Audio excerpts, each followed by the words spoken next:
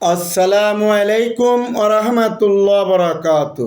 তুমি মহান আল্লাহ, সর্বশক্তিমান তুমি মহান আল্লাহ। নিরাশ করিও না তুমি মুসলিমদেরকে, ইহুদি মুশরিকদের জুলুম নির্যাতন থেকে রক্ষা করো আল্লাহ তুমি মুসলিমদেরকে। ফরিয়াদ কর মুসলিম আল্লাহর নিকটে, উদ্ধার করো আল্লাহ জালিমদের থেকে।